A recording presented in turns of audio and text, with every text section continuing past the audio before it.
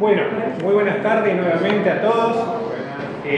Lo primero, bueno, es agradecerles que en esta tarde de sol, terminando de algún modo marzo, podamos reunirnos para, de algún modo, encarar una tarea diferente. El día viernes me consultaban en una nota, me decían, pero ¿por qué si recién está arrancando la gestión están generando este tipo de debates?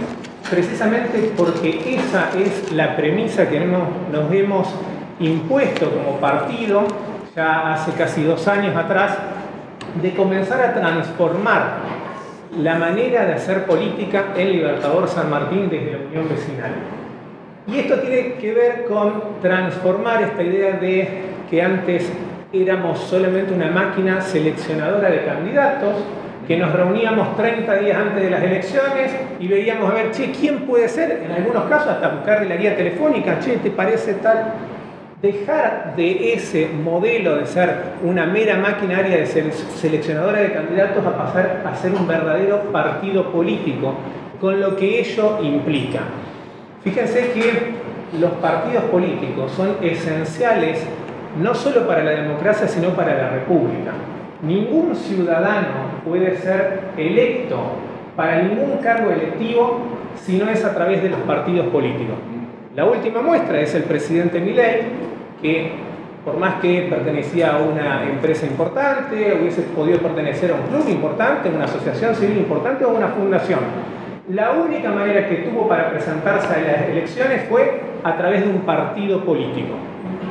Y esto tiene importancia, relevancia, de comenzar a transformar esta idea de decir, bueno, como ciudadanos también podamos involucrarnos en la actividad política local.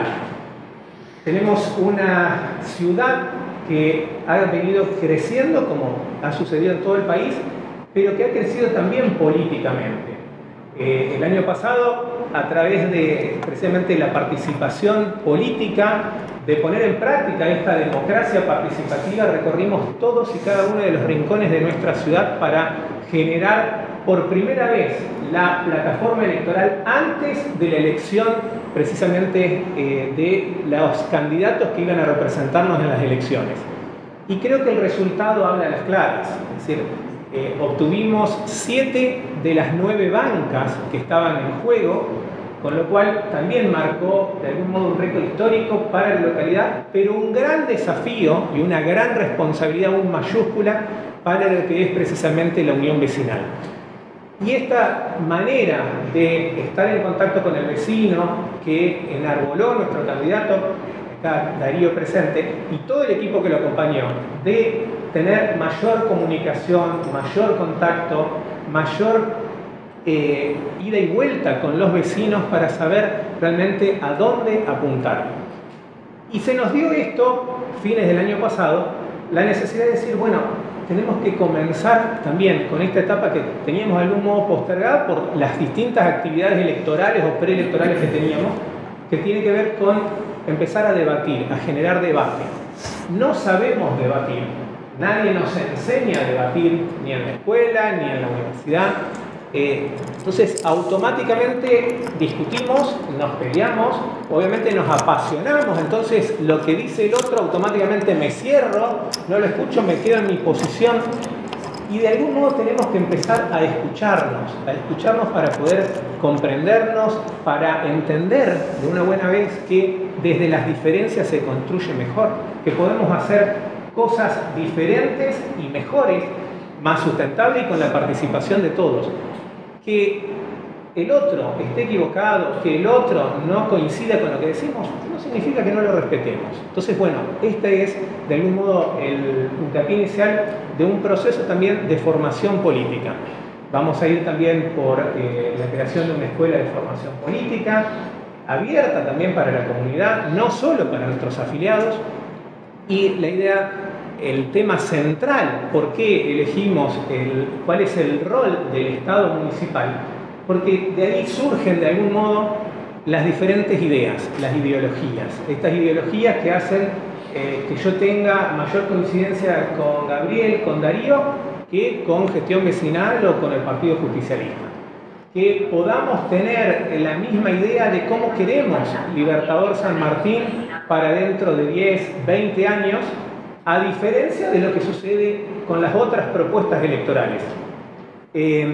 Así que nos dimos este desafío. Primero, aprender. Por eso, desde ya, bueno, la bienvenida nuevamente y la gratitud a Julián Maneiro, un verdadero maestro y un gran militante político que para nada es casta, como últimamente nos han bombardeado, sino que al contrario le han puesto no solo ganas, sino sabiduría a lo largo de toda su carrera política. Actualmente se desempeña como funcionario de la administración provincial y la verdad que son de esas personas que a uno lo motivan a decir, esta es la política que quiero, esto es lo que va a hacer que Argentina sea grande, esto va a hacer que Entre Ríos se vuelva a recuperar y sea una de las provincias ejemplares de nuestra nación. Así que bueno, le planteé ese desafío, estaba Jorge Monge también, le surgió a último momento un imprevisto y no pudo estar con nosotros, quedó para una futura charla también. Y la idea de esta tarde es que primero lo escuchemos a Julián, después tengamos un espacio de preguntas y posteriormente compartamos alguna merienda, que hay varias cosas ricas para comer, para tomarse un café, tomar mate, lo que fuese, y trabajemos en grupos, con distintos disparadores de discusión, siempre ceñidos a esto, que es el rol, cuál es el rol, cuál es la función del Estado municipal, cuál es, de algún modo también, el rol, la función de los partidos políticos en Libertador San Martín, la unión vecinal, hacia dónde tiene que ir, hacia dónde se tiene que dirigir de acá para adelante. Y bueno, como introducción a esto, al rol del Estado, diría Mirta Legrand, el público se renueva, pero lo vengo diciendo desde el año pasado. Cuando he dado las charlas en el colegio secundario, la manera más, de algún modo fácil, sencilla, de hacerles ver a los estudiantes cómo es el rol del Estado municipal, siempre les digo que el primer contacto que todas las mañanas tenemos con el Estado municipal es cuando vamos al baño. Abrimos la canilla, sale agua potable o sale el agua chocolate, es el municipio. Tiramos la cadena, vamos a tener pozo negro o vamos a tener cloaca, es el Estado municipal. Salimos a la calle, va a haber alumbrado público o está quemada. Y nos vamos a acordar de Darío o de los Darío. Decimos, che, está quemada la luz o falta luz. ¿Hay vereda? ¿No hay vereda? ¿Tenemos asfalto o tenemos camino de tierra? ¿Hay brosa? ¿Hay piedra? ¿Qué hay? ¿Llevaron los residuos? ¿No los llevaron? Escuché de mañana, cuando buscaban los residuos, que el camión hacía mucho ruido y me despertó. Todo eso tiene que ver con el Estado municipal. Si voy en bicicleta, si tengo una bicisenda, no tengo bicisenda, si las calles están reparadas, no están reparadas, si hay cortado el pasto o no está cortado el pasto. Es el Estado municipal. El Estado municipal es el Estado más cerca que tienen los ciudadanos, es de la cotidianidad. Seguramente que hay situaciones donde la provincia está ahí, cuando prendemos la luz, si está caro o no, hay otras regulaciones. La nación, ni hablar, pero el Estado municipal es el Estado más próximo, más cercano al ciudadano, y por eso es tan importante. Pero también, y debo decirlo, se lo consultaba anteriormente al intendente, esto también se va desvirtuando. Lamentablemente hay ciertas necesidades que tenemos como pueblo, como ciudad, que el Estado provincial no se hizo cargo, que el Estado nacional no se hizo cargo. Y el municipio, en vez de mirar para otro lado, dijo, nos hacemos cargo. Esto va a ser para el debate posterior, en el trabajo, pero ustedes, por ejemplo, sabían que en este, corríjanme los funcionarios, pero en este recinto va a funcionar la escuela técnica que el año pasado tuvimos, digamos, el privilegio de tener, la escuela técnica que depende de la provincia de Entre Ríos, y la anterior gestión suscribió un convenio donde nos obligamos a, como municipio, mantener una ordenanza y mantener un administrativo. no solo eso, sino a dotar del mobiliario, de dotar de las paredes, etc. Entonces uno se pregunta ahí, ¿es responsabilidad del Estado municipal hacernos cargo de la escuela secundaria que depende de la provincia? Y obviamente que esto genera resquemores en las otras escuelas, porque dicen, che, perdón, ¿por qué a la escuela técnica sí y a nosotros no? Entonces, así como esto sucede con los caminos provinciales, rurales, que el municipio con gusto y históricamente ha venido manteniendo ejemplarmente, sucede acá mismo que, al lado, que funciona precisamente el centro de salud municipal, donde cada vez se le van agregando mayores competencias. Es decir, hoy hay, me animo a decir, mayor cantidad de complejidad que en el centro de salud que depende de la provincia y que es ni más ni menos que la responsabilidad de la provincia. Entonces, todo esto es de algún modo para que después lo podamos debatir, es decir, se tiene que hacer cargo de esto, de aquello. Bueno, para eso lo tenemos ni más ni menos que a Julián, que precisamente va a desarrollar todo esto que tiene que ver con la cuestión de algún modo teórica, pero también práctica, de cuál es el rol del Estado municipal. Así que bueno, Julián, muchas gracias de nuevo. Bueno. Gracias, Gualberto. Gracias por la presentación. Buenas tardes a todos. Buenas tardes, Intendente. Buenas tardes, autoridades de la Unión Vecinal. Agradecido de la oportunidad de conversar y de plantear algunos temas. Un poco, como decía Gualberto, el contacto tuvo que ver con esta idea de conversar y dejar algunas reflexiones en base a algunas cositas que vamos a retomar para llegar un poco a esta conversación, a esta reflexión necesaria de cuál es el rol de los estados municipales, de los municipios en la provincia de Entre Ríos, en este siglo que nos toca, en esta circunstancia y en este contexto, ¿no? Porque esto, como todas las cuestiones que tienen que ver con la política y la política institucional, son dinámicas. Y esto ya es el primer punto que hay que tener en cuenta. Yo me voy a parar y voy a, así de paso lo hacemos un poquito más dinámico. Y la primera cuestión, digo que es dinámico porque quizás cuando vemos algunas palabras, quizás hasta automáticamente nos retrotraen a cuestiones de la historia.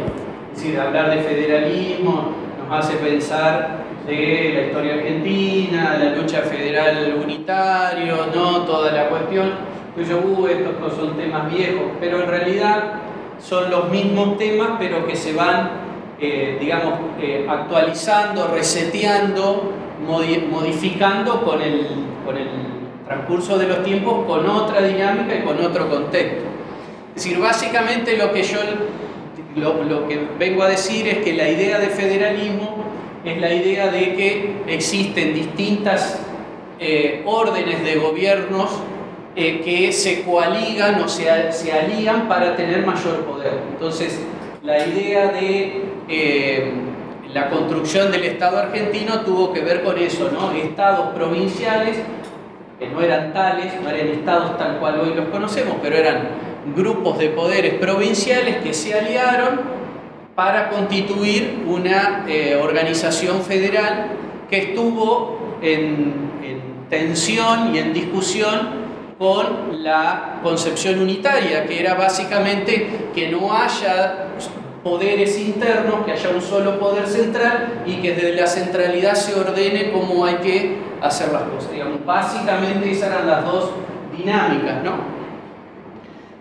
La cuestión acá, la discusión no era únicamente o típicamente de poder, es decir, si yo tengo que aceptar las órdenes del de arriba o si me puedo organizar en las provincias como yo quiera, sino que básicamente la cuestión estaba a la hora del ejercicio del poder del gobierno, del poder como gobierno, es el manejo de los recursos. ¿sí? Como dijo un político economista estadounidense, hablemos de lo que hablemos, siempre terminamos hablando de dinero. Entonces, cuando hablamos de ejercicio del gobierno, hablamos no solo de la capacidad de tomar decisiones, sino de disponer de los recursos para efectivizar esas decisiones. No hay gobierno sin recursos. Puede tener el mejor de los gobiernos, pero si no tiene recursos, no puede materializar la acción del gobierno. Por lo tanto, cuando hablamos de federalismo, descentralización y demás, pueden ser todas planteos interesantísimos, ¿sí? Pero puede llegar a haber descentralización, federalización, pero sin federalismo real, que significa que tenés la capacidad para hacer, pero también te traslado los recursos o coparticipamos los recursos para que los puedas materializar. Porque hacer federalismo es solamente sin recursos, hacer federalismo sin recursos es descentralizar, pero los recursos me los quedo yo. Entonces, esa disputa de ustedes se tienen que hacer cargo de tal cosa, pero no te comparto los recursos, nos pone en la disyuntiva después de ver quién se hace cargo de qué cosa a la hora de gobernar. Lo digo esto en general, ¿no? Desde el punto de vista nacional, provincial, municipal, lo que sea. Entonces, en síntesis, como para pasar en limpio esto, la idea de la autonomía es que uno es autónomo, puede gobernar si tiene la competencia, es decir, si tiene la atribución, perdón que me cruzo, establecida o en la Constitución o en la ley municipal, es decir, yo tengo la habilitación jurídica para hacer esto, pero además tengo los recursos para hacerlo, pues si no, entonces no habría autonomía. Si la autonomía es solamente una instrucción en el papel, pero no tengo los recursos. Por lo tanto, los gobiernos locales, en la última, en Entre Ríos, esto ya más bajando, son los municipios y las comunas, las juntas de gobierno con signo de pregunta porque deberían desaparecer, y el gran avance que tenemos, esto sí, lástima Jorge no está presente, que fue convencional constituyente, Jorge Monge, el gran avance que tiene la Constitución de la provincia de Entre Ríos con respecto a otras constituciones provinciales en el marco del sistema político argentino es el artículo 246, que garantiza por Constitución la coparticipación de los recursos de los impuestos nacionales a los municipios como mínimo piso en un 16%, a las comunas en el 1% de los nacionales, y se coparticipa el 18% a los municipios de los impuestos provinciales y el 1% a las comunas. ¿Esto qué quiere decir? Que la Constitución de Entre Ríos dijo, le reconocemos la autonomía municipal, reconocemos la posibilidad de que las comunas se gobiernen también, los pequeños pueblos, pueblos rurales, las juntas que tienen que pasar a ser comunas, pero también les reconocemos el recurso económico, que como mínimo debe ser este porcentual y esto es lo que sucede a partir de la reforma del 2008, diariamente gotea a las cuentas de todos los municipios, de los 84 municipios de la provincia de Entre Ríos y de las comunas, diariamente gotea en la cuenta corriente que tienen los municipios del Versa, en la cuenta Versa que le mandan, ¿sí?, el porcentual a medida que se va devengando el pago de los impuestos provinciales. ¿Cuáles son? Ingresos brutos, impuesto automotor, impuesto inmobiliario, urbano y rural, y bueno, algunos otros menores que no tienen tanta trascendencia. Y de los nacionales, que es la parte más importante, fundamentalmente el IVA, impuesto a los bienes personales, que es de lo de ganancia, que es la última gran discusión. Fundamentalmente las dos, paradójicamente, esto hago un pequeño paréntesis para que no lo sepa, las dos grandes masas de impuestos que se coparticipan y de las cuales se nutren los estados provinciales y municipales no son los impuestos a los bienes, no son los impuestos a los bienes inmobiliarios, muebles, vehículos, sino los impuestos al consumo, que son ingresos brutos y el IVA, el impuesto al valor agregado. Es decir, en proporción yo creo que es algo así como el 70-30, de cada 100 pesos que recibe el municipio, 70 vienen de impuestos al consumo y 30 a los bienes físicos, digamos, a la riqueza, por decir así. Esto que digo también para tenerlo en cuenta, digamos, los impuestos al consumo, como todos saben, son los impuestos más regresivos, porque lo pagan todos por igual, no importa, ¿no? Todos pagamos el mismo impuesto cuando vamos a comprar algo al supermercado o a la tienda, pagamos el 21%, ¿no? En cambio, el impuesto a la riqueza paga, el que más tiene paga más, el que tiene menos paga. Bien, estamos hasta acá, esto como para hacer una muy pequeña introducción. Entonces, a partir de ahí, sabiendo que tenemos esa participación en la masa impositiva que percibe el Estado provincial y el Estado nacional, ¿qué hacen los municipios? ¿Qué competencias tienen los estados municipales en la provincia de Entre Ríos? Tenemos que ir a la Constitución de Entre Ríos, artículo 240 y 242, y al artículo 11 de la Ley Orgánica del Municipio, que establece, vamos a decir así, el nomenclador, ¿no? o el listado de cosas que están habilitados a hacer los municipios. Y en esto voy a hacer una aclaración posterior. En esa habilitación, las clásicas son realizar las obras y servicios públicos de interés municipal, es decir, que el propio municipio defina que necesita. Reglamentar y controlar seguridad, higiene, bromatología, planeamiento territorial, vialidad, edificaciones, vivienda, espacio público, tránsito, transporte, ambiente, servicios fúnebres, cementerio, mercados laborales, derecho consumidor, turismo, deporte, actividad recreativa y espectáculo. Y como si eso fuese poco, al final la ley de municipio dice: y ejercer cualquier otra competencia de interés municipal no enunciada y que sea indispensable para su fin. Es decir, el mundo y sus alrededores. Es decir, salvo para saber qué es lo que no, digamos, qué es lo que debe hacer el municipio, vamos a ponerlo al revés, qué es lo que no puede hacer el municipio. Y ahí vamos a poder empezar a ver con mayor precisión qué cosas el municipio puede llegar a hacer. No puede tener o no va a tener injerencia en materia de fuerzas de seguridad.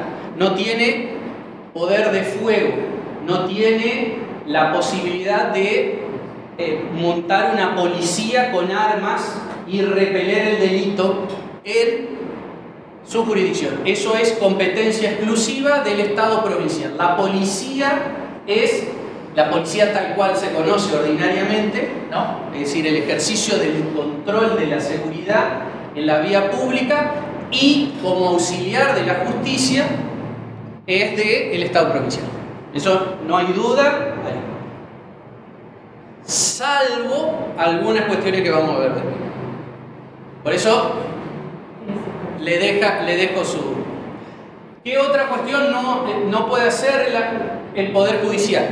¿No? La municipalidad va a tener, en el mejor de los casos, un juzgado de faltas, creo que acá lo tenemos, pero que va a sancionar cuestiones de competencia municipal, es decir, de ordenanzas que aprueba el propio municipio, de las que se lleven adelante. Por ejemplo, en materia edilicia, para decirlo rápidamente, tenemos un código de edificación, un código de uso de suelo, ¿sí? Establecemos que las construcciones deben ser así, ¿no? La distancia, la línea de edificación, la vereda, etc. Controlamos, y con el juez de falta, si hay alguna infracción, la juzgamos y la sancionamos, ¿sí? Pero no vamos a juzgar o tener injerencia en cuestiones civiles, penales, divorcios o ese otro tipo. No tengo tampoco cuestiones con el registro civil, todos esos temas, o el registro de la propiedad inmueble o demás, son todas competencias provinciales, estrictamente provinciales. ¿Qué otra actividad de la provincia es exclusiva de la provincia y que los municipios no pueden llegar a hacer? Pregunta. ¿Qué les parece? Bueno, la capacidad impositiva, pero los municipios pueden cobrar impuestos. Los municipios pueden cobrar impuestos, lo que no puede haber es doble tributación. O sea, no se puede aprobar cobrar un impuesto sobre algo que ya cobra otra. Esa es la discusión. Si hay algún contador acá presente.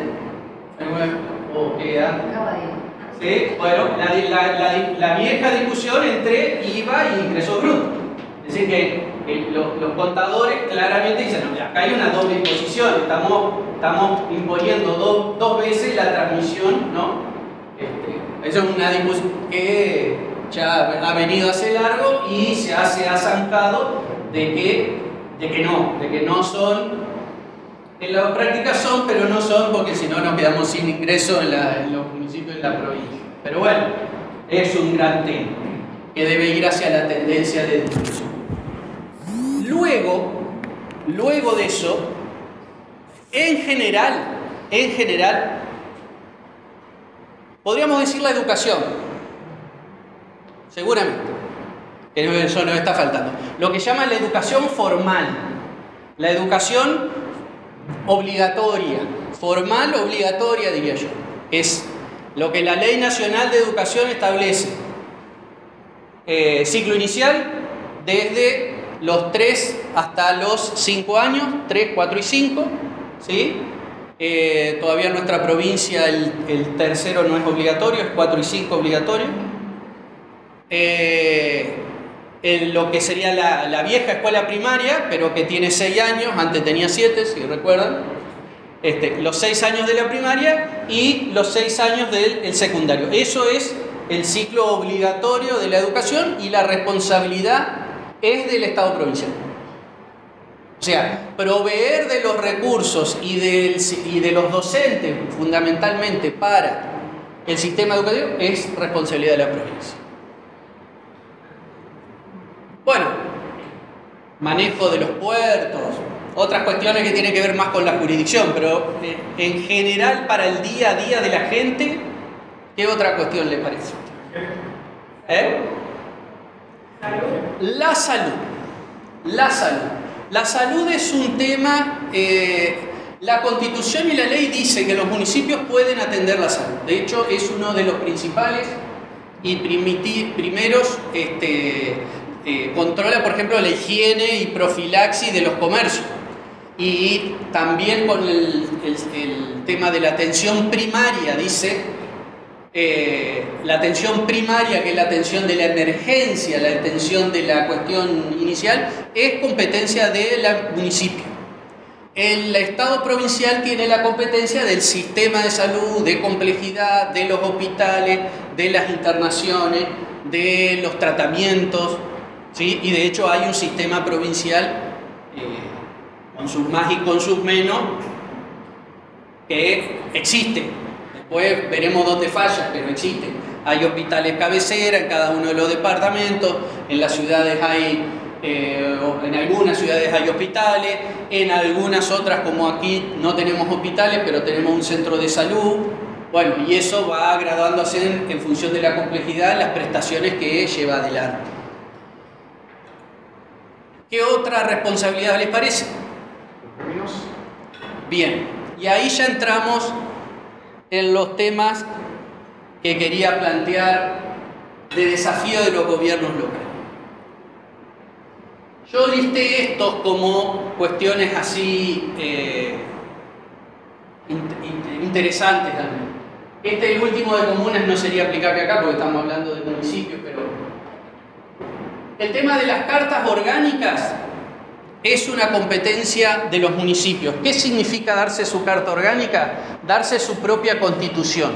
La constitución del 94 a nivel nacional y del 2008 habilitó a los municipios a darse su propia constitución local a aquellas ciudades que tienen más de 10.000 habitantes. ¿Sí? Creo que nosotros no estamos en Libertador en ese sentido. Pero lo nombro para que lo sepamos. solamente nos permitiría darnos nuestra organización constitucional local de manera autónoma y reemplazar a la ley orgánica de municipios que está vigente a nivel provincial. Luego, digo esto, si quieren después lo charlamos, igual también ha sido, lástima de vuelta que no está Jorge para conversar, que fue convencional constituyente, tenemos un problema con el tema de las cartas orgánicas porque del 2008 para acá ninguna ciudad de la provincia de Entre Ríos ha aprobado su carta orgánica. O sea que algún problema hay o alguna falta de razón de ser, de practicidad, de viabilidad hay. Yo tengo una opinión, en todo caso después lo podemos conversar si quieren a ese tema, pero no es de principal interés. Caminos rurales a partir o de caminos en general. Bien, vamos por partes. Nosotros a nivel Estado argentino tenemos lo que se llaman las rutas o caminos o rutas nacionales, ¿sí? Que construyó el Estado Nacional, dictó leyes, expropió y estableció que determinadas arterias que el Estado Nacional determinó van a ser de jurisdicción nacional porque son, bueno, política de Estado Nacional. Una de ellas, Ruta Nacional 131, que tuvo como principal fin conectar la Ruta Nacional 12, que entra en Ceibas y que sale al norte por La Paz hacia Corrientes, tiene un recorrido bastante estrambótico, pero que es la misma ruta, conectar la Ruta Nacional 12 con el puerto de Diamante. Ese fue el sentido de la traza inicial. Entonces tenemos las rutas nacionales, las rutas de jurisdicción provincial, donde fue el Estado provincial, donde determinó por acá necesitamos una ruta que conecte caminos, pueblos o lo que sea, los abrió y los estableció, o por lo menos están. Y los caminos terciarios o vecinales o rurales que no tienen carácter ni de ruta nacional ni provincial. Luego están lo que serían los caminos o las calles locales internas donde hay urbanidad, que son de los municipios o de las comunas o juntas de gobierno. Entonces, aquí la cuestión que se plantea, o sea, en principio dicho así, la ruta 131 se tiene que hacer cargo de la nación, la ruta 11 que es provincial se hace cargo de la provincia y los caminos terciarios se hacen cargo de los municipios o la comuna y ya tema resuelto. Bueno, no funciona así. Sí, la teoría puede estar, pero no está funcionando de esa manera. Y ahí empiezan las cuestiones de interjurisdiccionalidad y convenios y transferencias y acuerdos. Por ejemplo, la Nación, cuando ya hace muchos años determinó que no podía controlar el ejercicio o la transitabilidad por determinadas rutas nacionales, directamente hizo convenio con los estados provinciales y le pasó la jurisdicción del control a los estados provinciales, que lo ejercen a través de la policía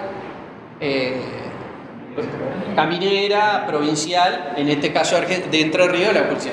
Salvo en algunos lugares donde el Estado Nacional no lo retiene y seguimos teniendo en algunos lugares, qué sé yo, salvo por ejemplo la Ruta Nacional 14, puestos de gendarmería, puestos de la Dirección Nacional de Vialidad para controlar pesos del transporte internacional, etc. En algunos lugares el Estado Nacional todavía se reserva la posibilidad de controlar y en general la ha transferido. Y a su vez, cuando las rutas nacionales y o provinciales pasan en todas pasan por algún municipio, más menos, más adentro, más afuera, ni hablar acá, hacemos el convenio para que el municipio se haga cargo del control. Entonces ahora ponemos semáforos, establecemos el pintado, ponemos los inspectores y hasta juzgamos las faltas y cobramos las multas de los infractores, el municipio, sobre una ruta nacional. Entonces la pregunta es, ¿de quién es jurisdicción la ruta? Bueno, hay que entender todo este dominó de actividades. La pregunta acá, más que el control de la sanción de quién hace qué sobre la ruta, es quién se hace cargo de construirla o mantenerla. O de los caminos. Bueno, normalmente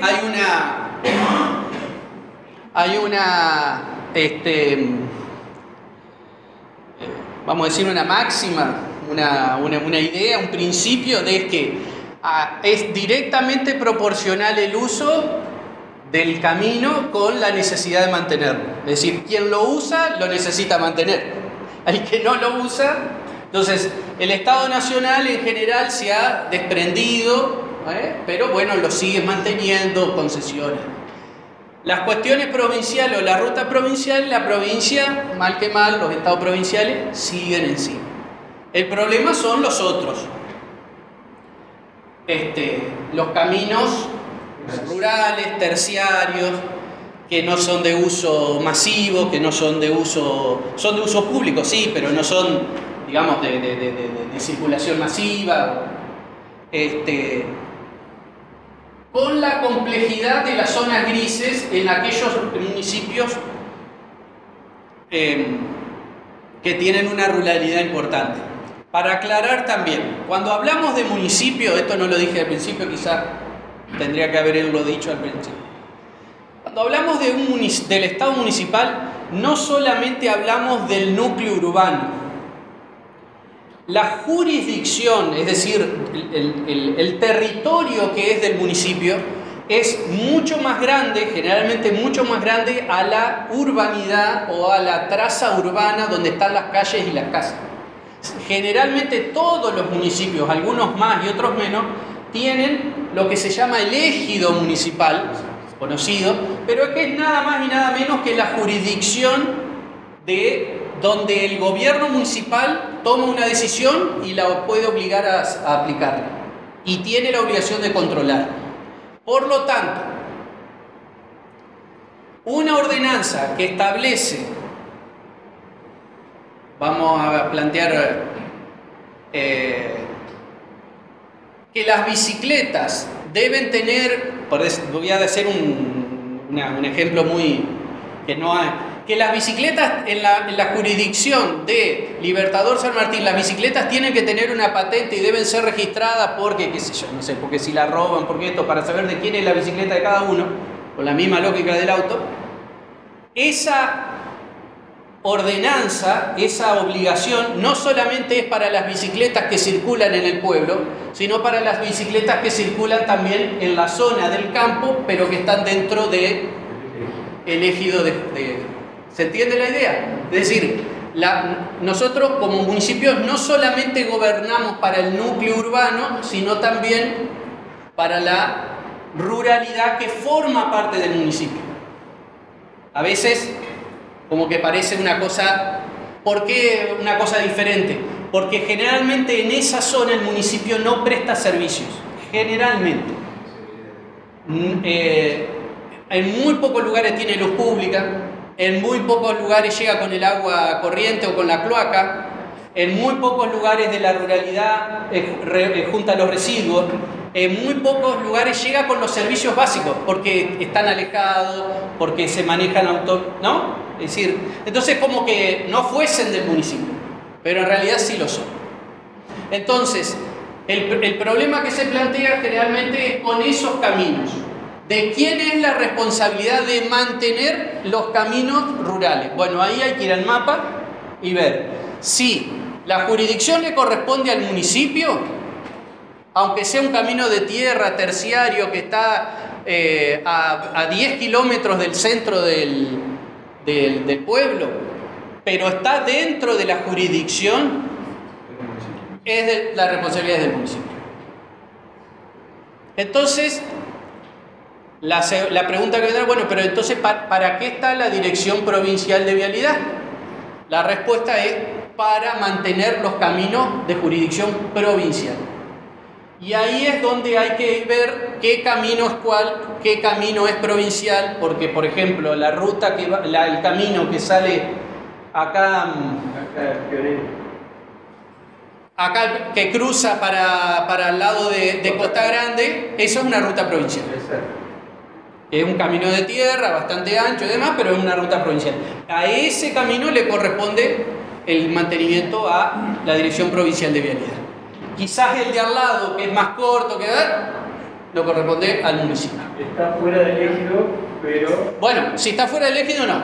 Después venimos con, y este es el segundo punto, el problema de los límites de las zonas grises. Las zonas grises, sí, señor.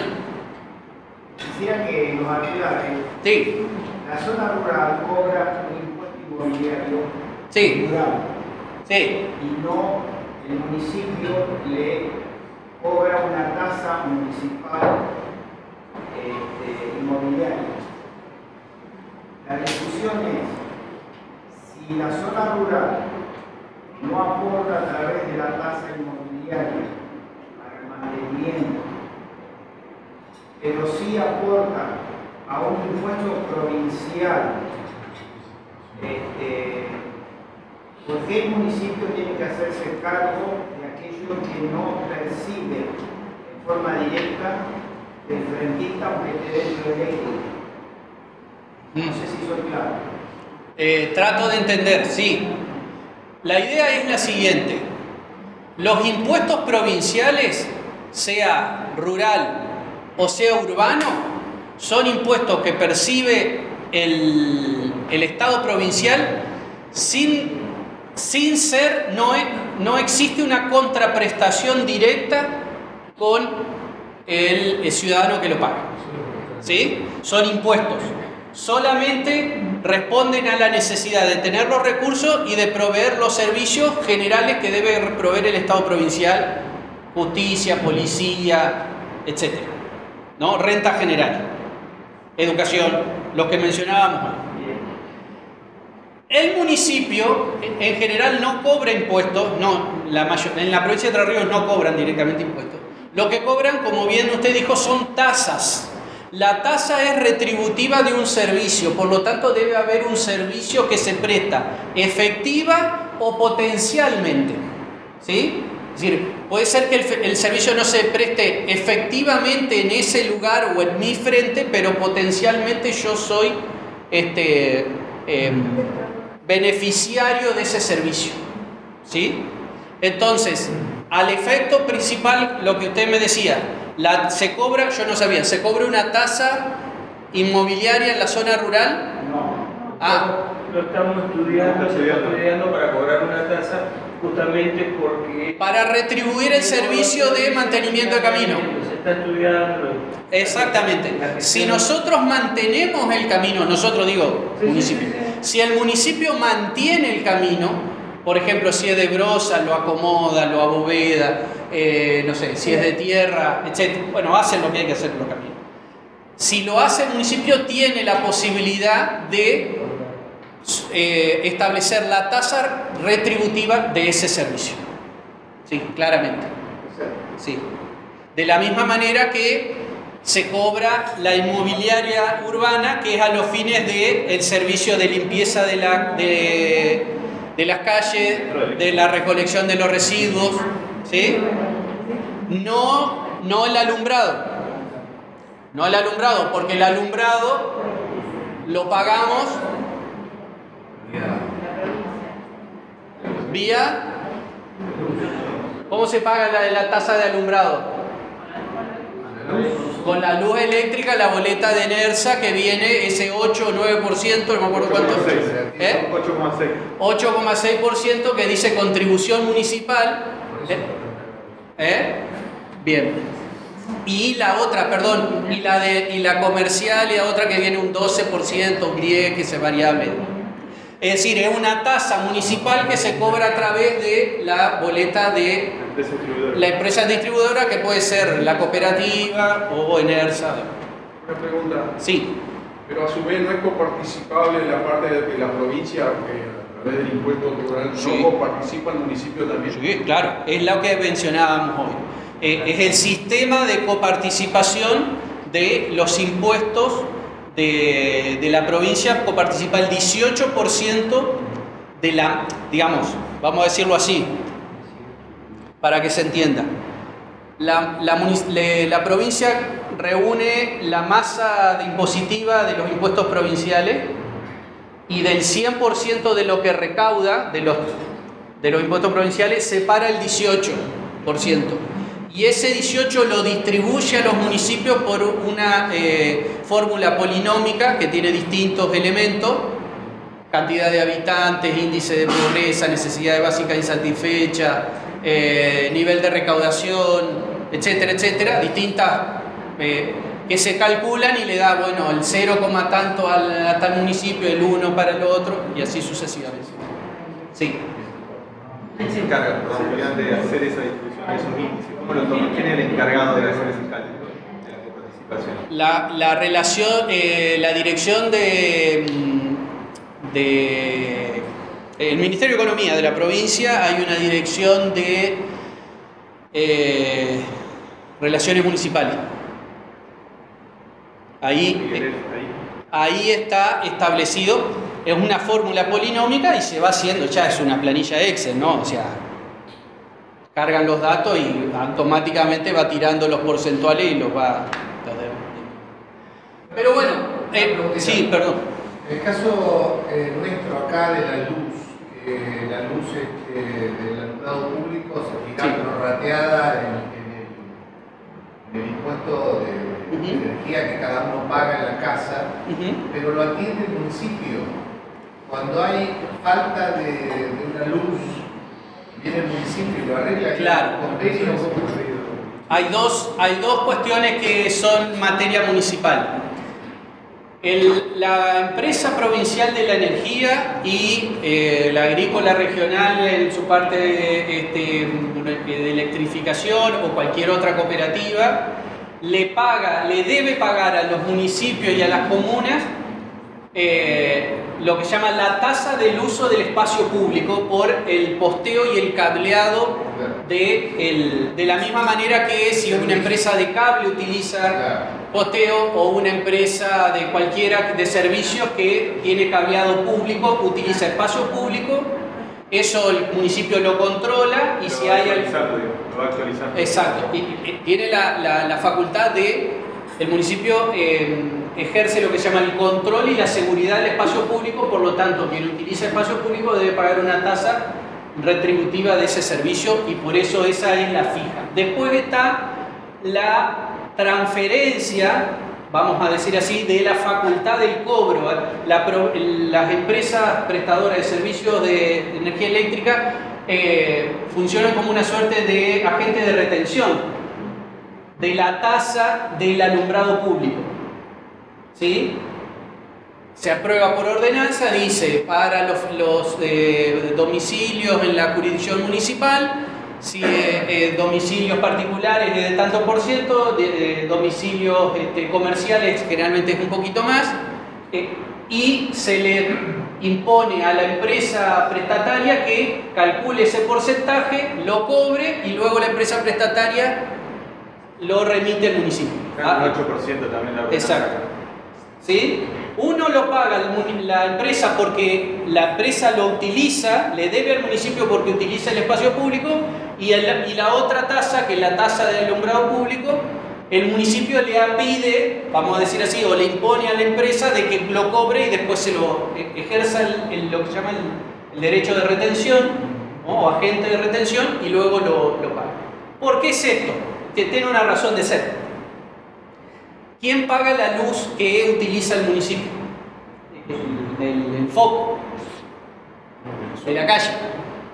¿Usted? El municipio. ¿A partir de qué medidores? No, los de la luz de la calle,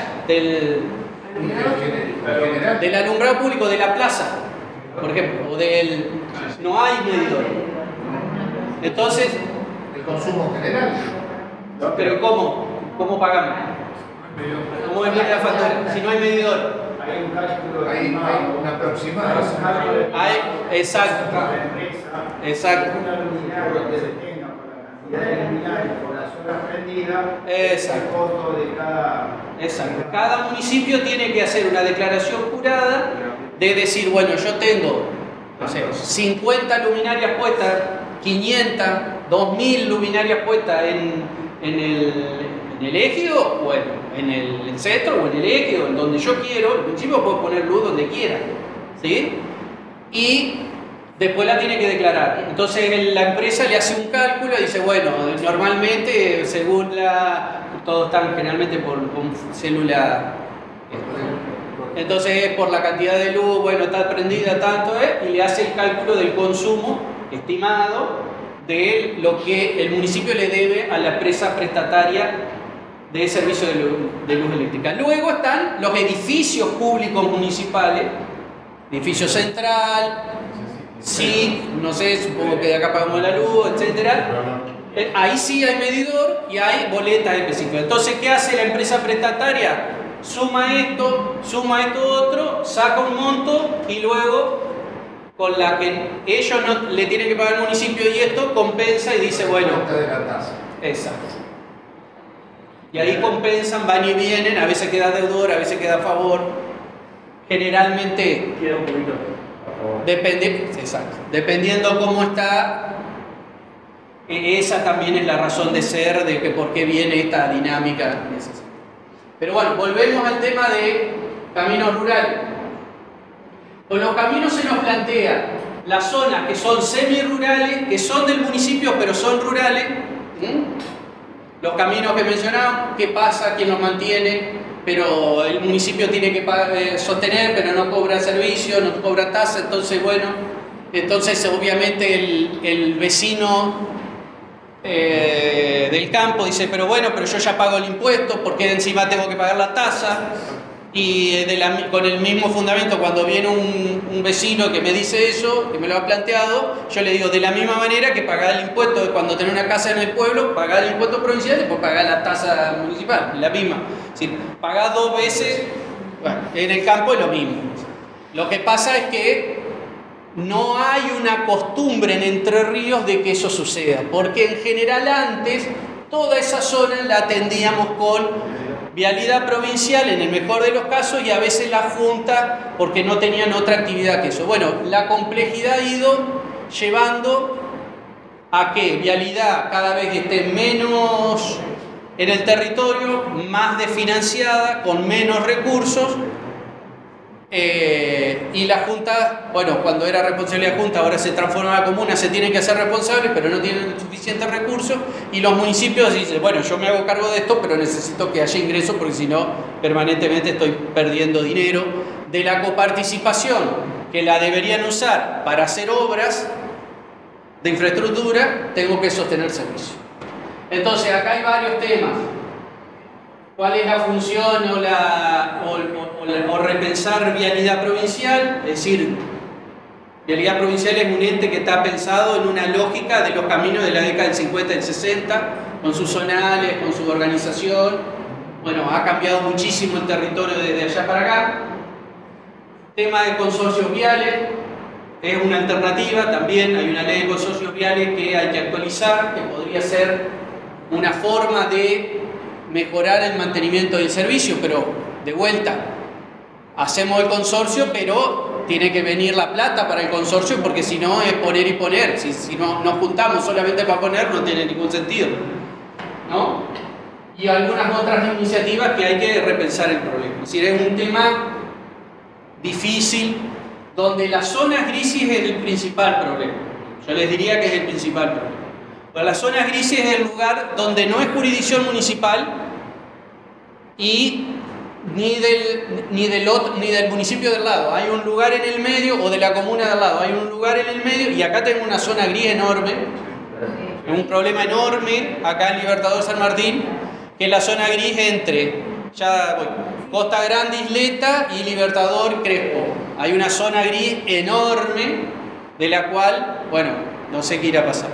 Sí, solo aportar que Entre Ríos es la única provincia en todo el país, Entre Ríos es la única provincia que tiene este tipo de divisiones que permiten las zonas grises, donde hay una jurisdicción provincial en ciertos globitos que quedaron, ¿no?, en el territorio provincial, y que para ciertos temas se vuelven tierra de nadie. Sí. Porque hay jurisdicción provincial teóricamente, pero ha habido una desidia importante en temas de caminos, en temas de desarrollos urbanos, por ejemplo. O sea, no hubo previsión, no hubo una planificación, como que el gobierno provincial nunca se anticipó a lo que iba a suceder. Sí, tal cual. Porque en general no es una cosa, la provincia, el gobierno provincial está lejos de ese tipo de cosas. No, me piden allá, bueno, sí, cumplen los requisitos. Los ejidos, los territorios, las jurisdicciones de los municipios y de las comunas se deciden por ley de la provincia.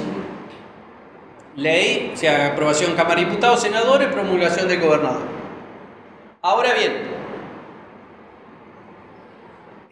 si estamos hablando de una ampliación del ejido de un municipio, también por en virtud de la prerrogativa de la autonomía va a necesitar de la aprobación del propio municipio. Es decir, la ley, la provincia no le puede ampliar la jurisdicción sin que el municipio la acepte. Si el municipio tiene que expresar su voluntad de ampliar también, o sea, se necesitan esos dos requisitos: la voluntad del Estado provincial expresada en ley y la voluntad del municipio expresada en una ordenanza de ampliación del ejido a una jurisdicción que no tenía antes. ¿Sí? Si es esa ampliación en un territorio de zona gris, es decir, que solamente es provincial, con la ley y la ordenanza del municipio es suficiente. Ahora, si esa sumatoria implica otro municipio que pierde jurisdicción o lo cede, a su vez también va a necesitar la ordenanza del otro municipio. ¿Sí?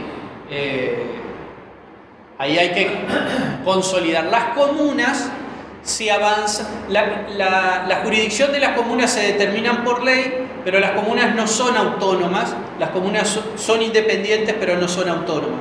Hay una pequeña diferencia ahí en términos legales que, por ejemplo, en materia de jurisdicción, si la ley le achica o le amplía la jurisdicción a una comuna, la comuna no se puede ni oponer ni no. Es decir, te guste o no le guste, es una decisión provincial.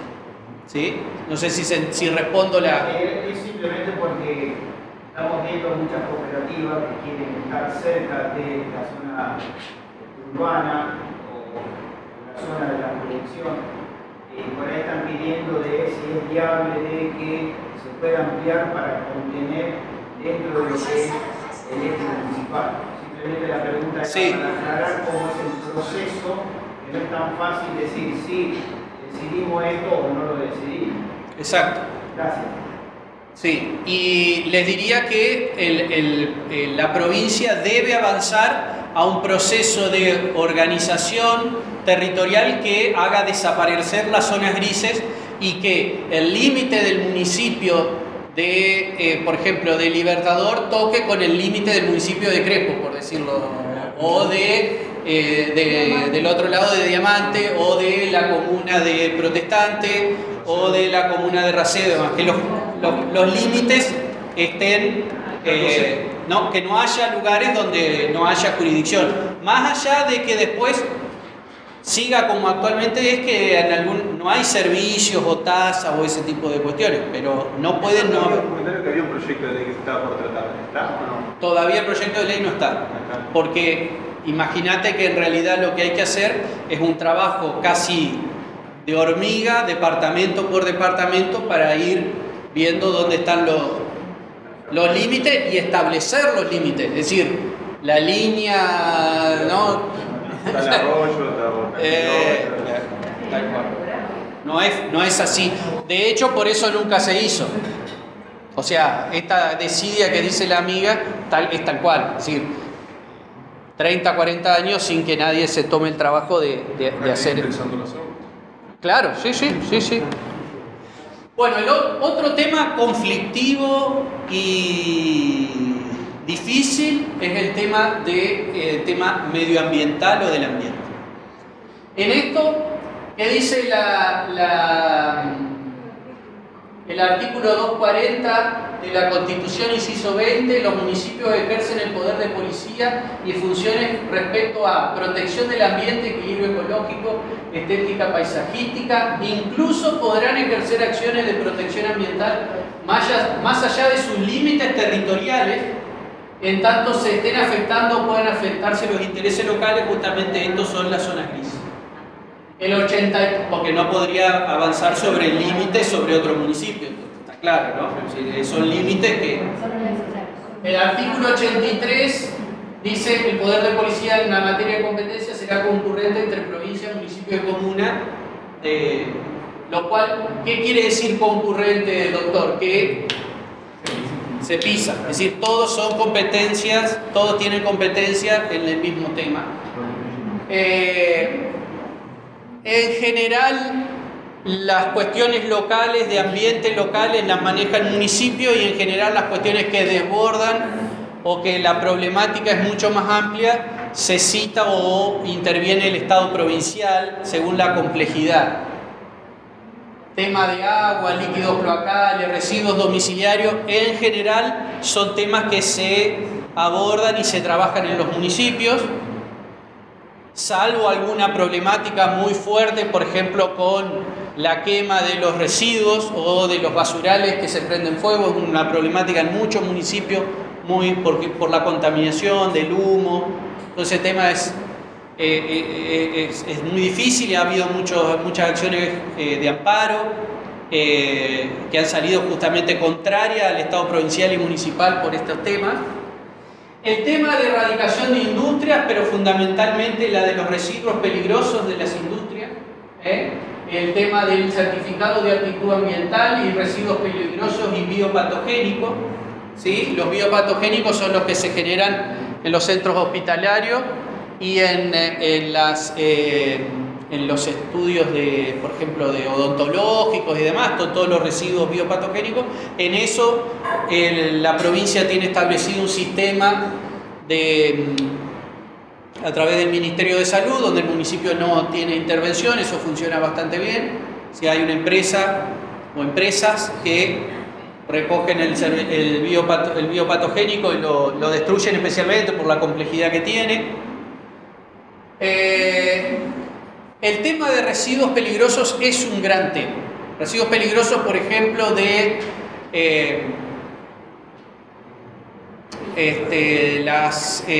los combustibles, por ejemplo. Lavado o el desperdicio de los aceites, de los lubricentos. Muchas veces, en general, porque la cantidad nunca era importante, hasta que resulta ser importante, esos lugares lo tiraban a la cloaca. Lo que pasa es que el sistema cloacal en algunos lugares tiene tratamiento, en otros va directamente a los arroyos, y estamos tirando residuos que no se diluyen y que no tienen. Entonces estamos generando un gran problema ambiental, y eso en general, es materia municipal. Es materia municipal de control. El tema del certificado de aptitud ambiental está en el decreto 3498 del 2016, en donde el ex gobernador Bordet, amigablemente y sin preguntarle a nadie, decretó que a partir de ese momento los municipios tienen que otorgar el certificado de aptitud ambiental para el establecimiento de las industrias en cualquier lado, parque industrial o zonas industriales o municipios. Es decir, antes se tramitaba en la provincia, y desde ese decreto se lo sacó de encima y se los tiró a los municipios, amparándose en este tema de lo ambiental. Por lo tanto, si mañana una empresa, cualquier empresa quiere radicarse, ahí hay que establecer todos los mecanismos de contralor. Y bueno, y por supuesto el tema de fitosanitarios, problemón, no vamos a entrar en eso, pero sí en virtud de que se va, está reencaminándose la discusión sobre la sanción de la ley de fitosanitario, pero el problema es esto que habla con lo anterior, ¿no? De las jurisdicciones y de la posibilidad de que los municipios establezcan reglamentaciones superiores o más exigentes que la propia ley. Caso Gualeguaychú, que por ejemplo prohibió determinado uso de determinados productos, aunque la ley los habilita. O sea, la ley habilita utilizar determinados productos y el municipio por ordenanza estableció la prohibición del uso de esos municipios en su jurisdicción. Entonces, ese es un tema, lo cual, bueno. Una pregunta. Sí. Gracias porque me da la posibilidad de... Nosotros podemos actuar sobre fuera en una zona que hay un depósito de gallinaza, en la cual los olores se transmiten hacia el viento norte y vienen hacia el pueblo. Eso está en una zona agrícola. ¿Cómo se puede actuar sobre eso o eso es de la provincia? Hay que ir sobre la provincia. ¿Cómo pasa con un tema de eso? Eso es de la provincia, es jurisdicción, porque está fuera de nuestra jurisdicción. Lo que podría llegar a suceder es que por un peligro inminente o por una situación que no sería el caso ¿no? Pero por una situación, por ejemplo, podría ser, no sé, un derrame de determinada cuestión que va el municipio, por más que esté fuera de sus límites en una cuestión provincial, actúa. Esa sería la... Pero es jurisdicción provincial si hay ahí una acción, bueno, hay que plantearla a nivel provincia. A nivel provincia. Pero bueno, de ahí, de vuelta, ahí tenemos la discusión, o la tensión, más que discusión, la tensión entre la sustentabilidad del sistema productivo y la calidad de vida de los vecinos, digamos, ¿no? Y la cuestión de la urbanidad y la ruralidad. Esa tensión va a ser permanente, no se va a resolver fácilmente, porque cualquier tipo de actividad productiva genera olores, cambios, no sé. Y bueno, y la cuestión de la... y además porque va a ir creciendo, digamos, ¿no? La urbanidad, el avance de la construcción va avanzando sobre los lugares donde antes se producía o se sigue produciendo. Entonces dice el productor, bueno, yo tengo mi granja hace 50 años, siempre generé olor, bueno. ¿Usted venía por acá? Y ahí es la tensión, ¿no? Pero bueno, es un tema. Sí. Distinto es la contaminación de los arroyos. Claro. Puede estar fuera del ejido, la contaminación pasa delante. Exacto. Eso ya es una jurisdicción provincial, si es que el municipio la puede denunciar. Sí, claro, y la puede controlar, puede tomar muestra, puede ejercer, sí, claro, sí, generar expedientes, generar antecedentes suficientes, incluso investigar para que se pueda determinar de dónde viene la contaminación.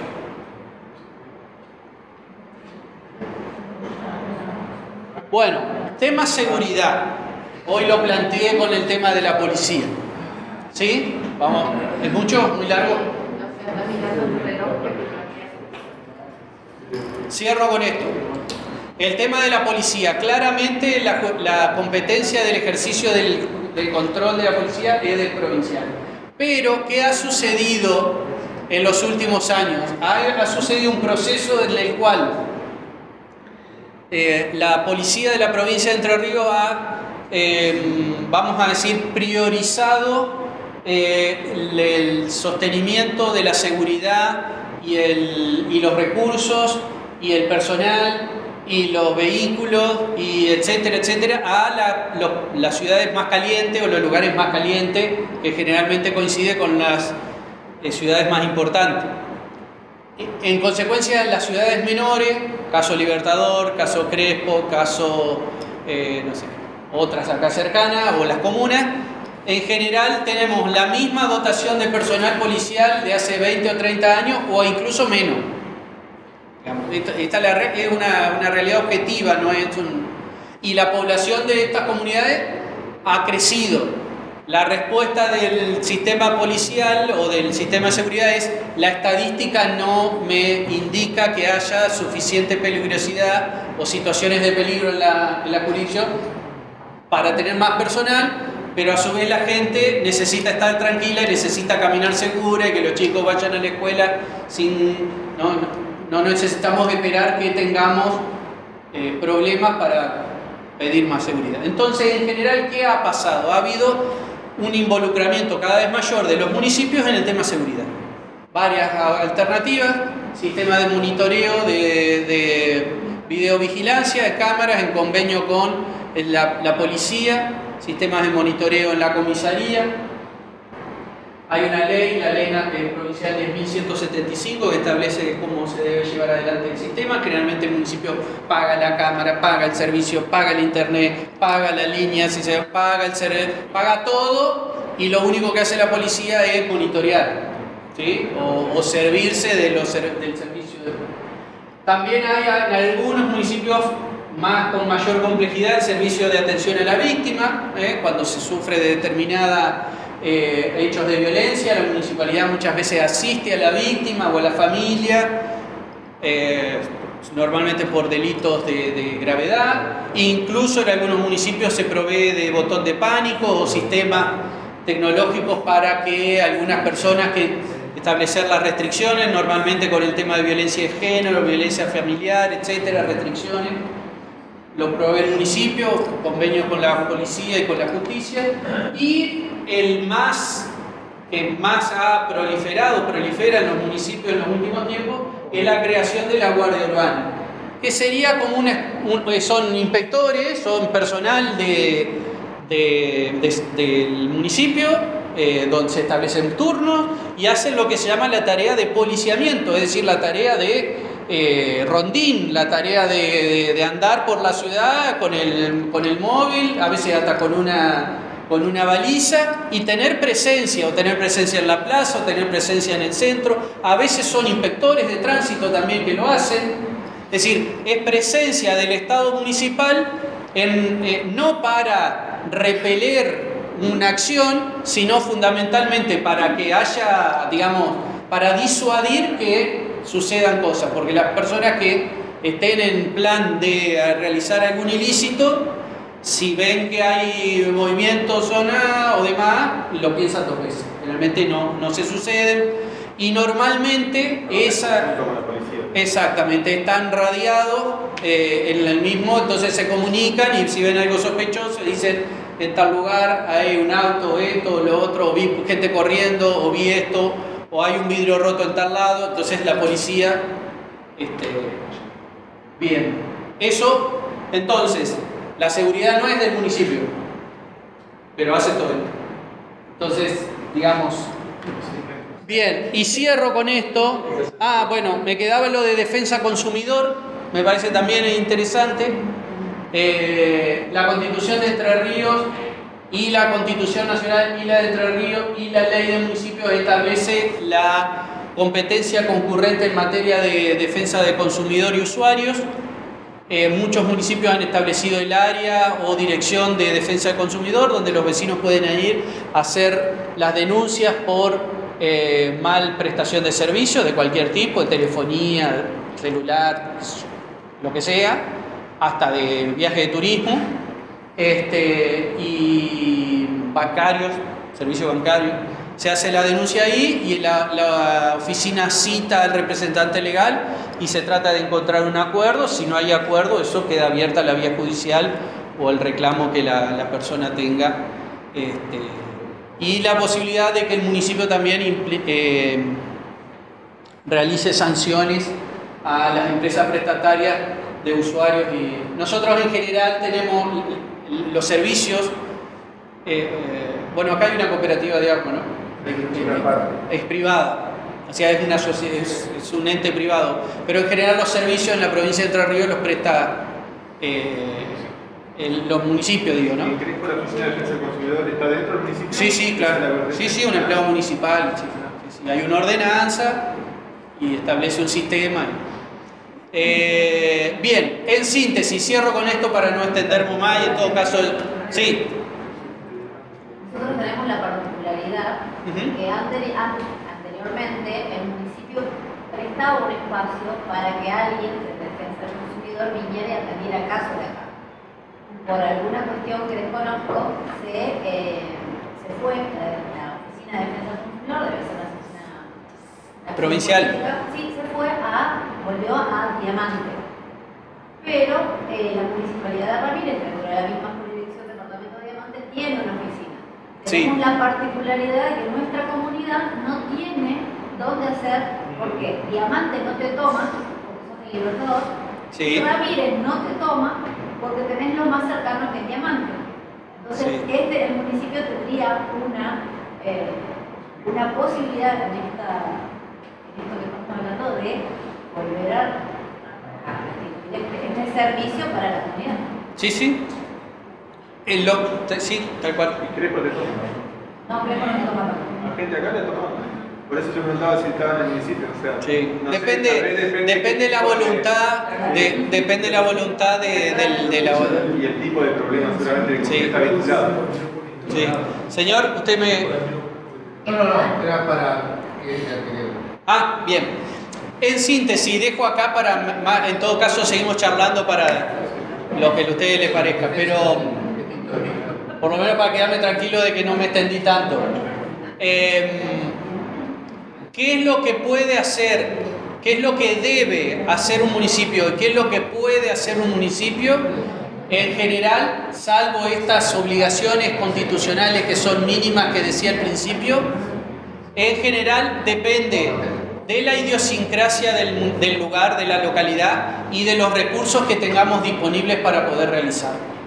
Hay municipios que hacen esto y otras cosas y, no sé, tienen áreas de la mujer, hay municipios que tienen instituciones educativas formales o no formales para, qué sé yo, capacitaciones, tienen un SIC, otros no lo tienen. Es decir, ¿qué es lo que hace o tiene que hacer un municipio o no tiene que hacer un municipio? En general, por la amplitud de competencias que tiene, es una cuestión de decisión que responde a las políticas o a las idiosincrasias del lugar de donde estemos hablando. Porque no es lo mismo, obviamente, un municipio como Libertador San Martín que un municipio como el de Feliciano.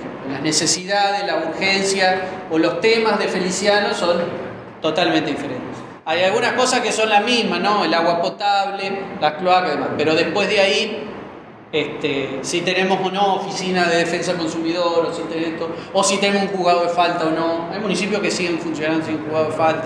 Es decir, ahí va a depender de lo que se decida y la posibilidad de sostenerlo, ¿no? De la misma. Bueno, hasta acá y ya seguimos charlando.